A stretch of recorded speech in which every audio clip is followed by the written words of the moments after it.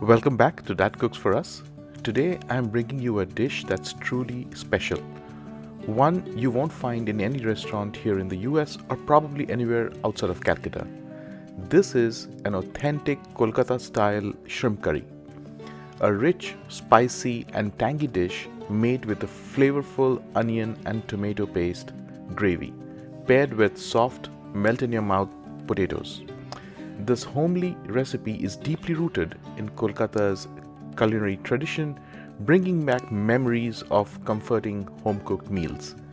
If you love bold flavors and a taste of Bengal, you're in for a treat. So let's get started. Okay, let's start by prepping the shrimp. We prefer using the ones from Costco. They are a good size and, most importantly, incredibly fresh. Fresh shrimp makes all the difference in this dish, bringing out that unique, authentic flavor. We have already deveined them, making them ready for marination. Oh, and by the way, this is my wife's recipe. She agreed to share it because this is one of our absolute family favorites. Once the shrimp are cleaned, we'll season them with turmeric powder and salt, giving them a good rub before setting them aside for about 30 minutes. In many traditional Indian dishes, especially those with fish or meat, turmeric is used in the marination process. It's believed to help purge any impurities and enhance the flavor. Now that a shrimp is marinating, let's move on to the next step. Now, moving on to the aromatics. For this recipe, I'm using only fresh aromatics. No shortcuts. I've taken 8 to 10 cloves of freshly peeled garlic and an equal amount of fresh ginger. To bring in that signature heat, I have also added 6 to 8 Thai green chilies.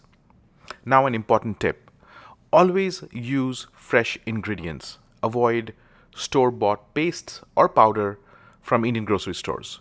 They simply don't deliver the same depth of flavor, and honestly, I prefer to keep my cooking free from preservatives and unnecessary chemicals for my family.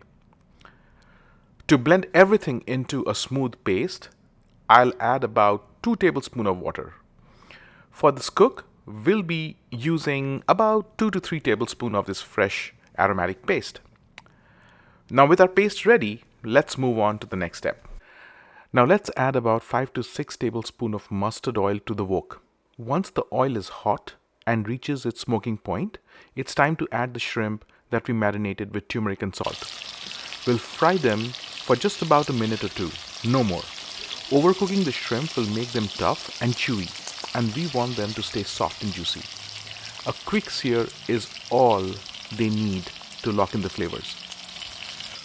Once they turn slightly golden, we'll take them out and move on to the next step.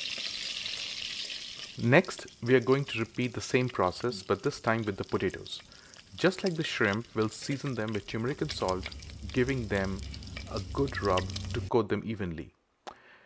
Now, into the same wok, we'll lightly saute the potatoes until they develop a slight golden color. This step adds a subtle depth of flavor and helps them hold their texture in the curry. Once they are nicely sauteed, we'll take them out and set them aside before moving on to the next step.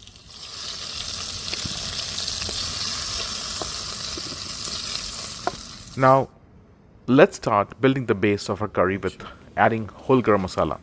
I'm adding 2 bay leaves, 4 to 5 cloves, 2 sticks of cinnamon, and 4 to 5 green cardamoms into the oil. A quick tip: make sure the oil isn't too hot when adding these whole spices, or they'll burn and turn bitter.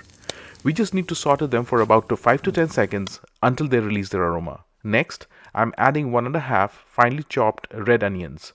We'll saute them until they turn soft and golden brown, which will give our curry a rich depth of flavor. It's a beautiful day for a cookout in my backyard. For the past couple of weeks, the weather hasn't been that great, so I couldn't cook outside. But today, we are making up for it. Alright, back to cooking. Keep stirring the onions on low to medium heat for about 10 minutes. This is a very important step, so please don't rush it. Slow cooking brings out the sweetness and depth in curries. Once they turn soft and golden, I'm adding in 2 tablespoons of fresh ginger garlic paste. We'll saute this for another 10 minutes, letting the rawness cook. Now it's time to add the potatoes. You don't want to add them too early, or they might overcook and become too soft. Give everything a good mix, and we are ready to move to the next step. Now it's time to add the masala. We'll start by adding 2 tablespoons of freshly ground coriander powder, followed by 1 tablespoon of cumin powder, 1 tablespoon of turmeric powder, and 1 tablespoon of Kashmiri chili powder. This will give the curry a beautiful color without making it overly spicy. Finally, I'm adding just a tiny bit of sugar to balance the flavors. Give everything a good mix, making sure the spices coat the onions and potatoes evenly. Next, we'll add the tomatoes. I am using 2 Roma tomatoes chopped into small pieces. If you prefer, you can also use curd, but I personally go with tomatoes unless I have homemade curd on hand. I avoid store-bought curd because I find them often contain added cream, which changes the texture and taste of the dish. We'll let the tomatoes cook until they soften and blend into the masala, creating a rich and flavorful base. Let's keep going. At this point, I'm going to add a little water and stir it, give it a nice stir, add the lid and let it cook for maybe 10 to 15 minutes. And after that, we are going to move to the next step.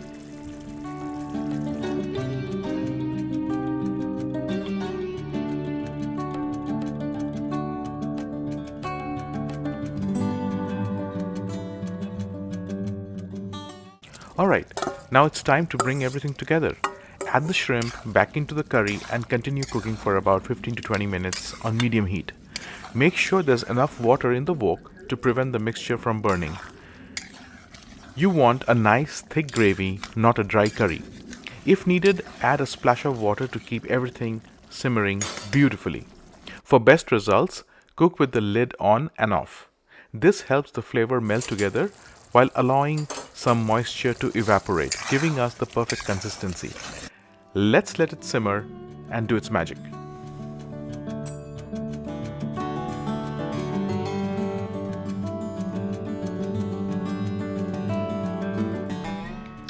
After 15 to 20 minutes of constant stirring, the dish is almost ready. Now at this stage, we add the final touch, the garam masala. My wife has her own special blend that she prepares fresh each time. Let me show you how she makes it. She takes a quarter teaspoon of ground cinnamon, a quarter teaspoon of ground cardamom, and about 8 to 9 cloves, grinding them into a fine powder. She then mixes it all together and adds it to the gravy for that rich aromatic finish. Once the garam masala is in, she lets it cook for another 5 minutes before turning off the heat. Then with the lid on, we let it rest for about 15 to 20 minutes. This allows all the flavors to come together beautifully. And there you have it. Our Kolkata-style shrimp curry is finally ready to serve. We love enjoying this dish with hot, steamy white rice, but you could also pair it with paratha for a delicious twist. I hope you enjoyed this recipe as much as we enjoyed making it for you. Definitely give it a try and let us know how it turned out in the comments. One quick tip: if you are getting your shrimp from Costco, I found them the freshest. But once you bring them home, don't refrigerate it for more than a day. The longer they stay in the fridge, the more they lose their natural sweetness and texture, which affects the taste of the curry. If you're going to give this recipe a shot, I wish you all the very best. And like always, eat healthy, eat homemade, and eat fresh. See you again in the next video. Bye.